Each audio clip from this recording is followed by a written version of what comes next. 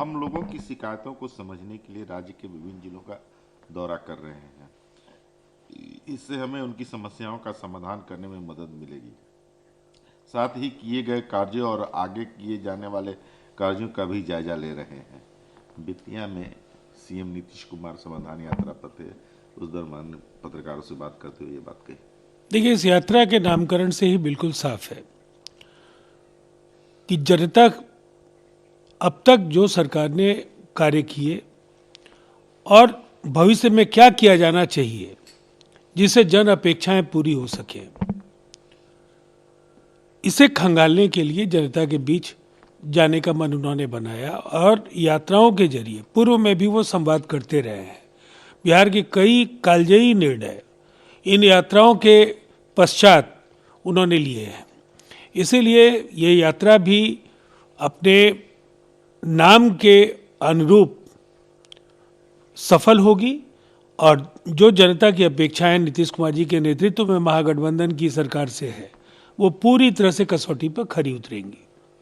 कांग्रेस ने अदालतों में राम मंदिर निर्माण में अड़ंगा डाला। सुप्रीम कोर्ट का फैसला आने के बाद मोदी जी ने मंदिर निर्माण कार्य शुरू कराया। 1 जनवरी 2024 को यह जो राम मंदिर है बनकर तैयार हो जाएगी। त्रिपुरा में अमित शाह ने यह बात कही। राम मंदिर के निर्माण में किसी ने अड़ंगा नहीं लगाया। दो तरह के राजनीतिक संस्कृति का विकास इस देश में हुआ है। एक तरफ जो कानून को नहीं मानते हैं और अपना एजेंडा थोपते हैं। दूसरी धारा आज भी जो भारतीय संविधान ने न्यायपालिका को अधिकार दिए हैं विवादित मसलों पर फैसला लेने की, उसका सम्मान उन्होंने किया। राम मंदिर को लेकर के जिस तरह से अराजकतापूर्ण कई स्थानों पर कार्रवाइयाँ हुई, उसके मुकाबले कांग्रेस समेत जनता दल यूनाइटेड अन्य दलों ने सबने कहा कि जो न्यायपालिका का निर्णय होगा उसके अनुरूप उस फैसले का सभी लोग सम्मान करेंगे। इसीलिए ऐसे बयान केवल सियासत की दृष्टि से दिए जाते हैं। राम करोड़ों भारतीयों के और दुनिया के जो 1 अरब से ज़्यादा जो हिंदू हैं उन सबके आराध्य हैं। उनको सभी धर्मों के लोग उनका सम्मान करते हैं, उनके प्रति श्रद्धा रखते हैं। इसलिए इसका कॉपीराइट भारतीय जनता पार्टी के पास होने का कोई मतलब नहीं है। अगर किसी के पास काम नहीं है तो वे क्या करेंगे? वे गुमराह कर रहे हैं। केंद्र में आपकी सरकार है, हम हमेशा साथ काम करते हैं।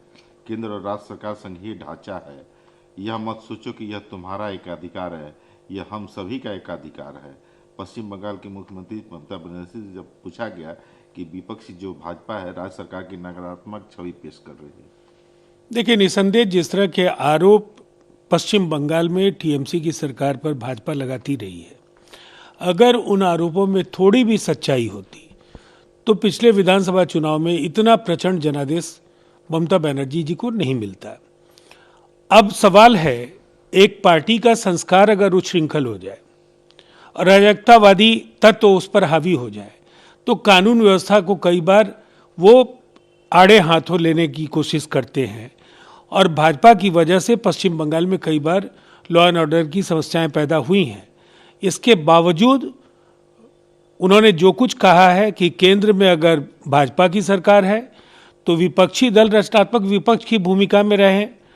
जो पश्चिम बंगाल में विपक्ष के दल हैं वो पश्चिम बंगाल में कंस्ट्रक्टिव अपोजिशन की भूमिका का निर्वहन करें।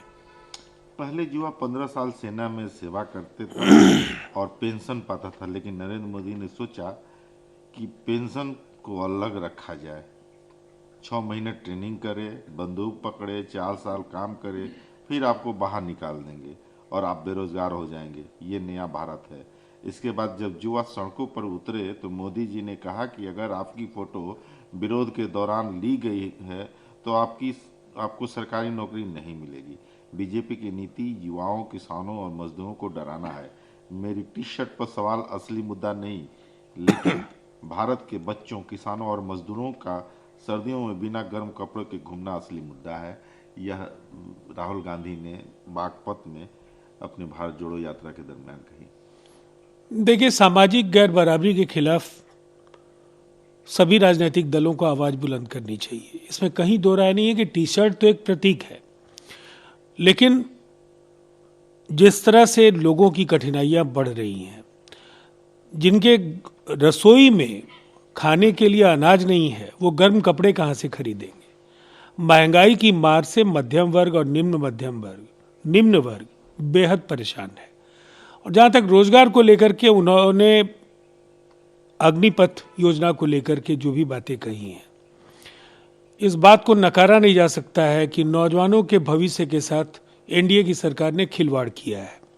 4 वर्ष के बाद अडानी अंबानी जैसे औद्योगिक घरानों या छुटभैया औद्योगिक घरानों की सिक्योरिटी गार्ड की नौकरी के सिवाय उनके पास कोई विकल्प नहीं बचेगा। इसलिए जो प्रशिक्षण लेकर के वो सेना से लौटेंगे, वो कहीं ना कहीं उन्हें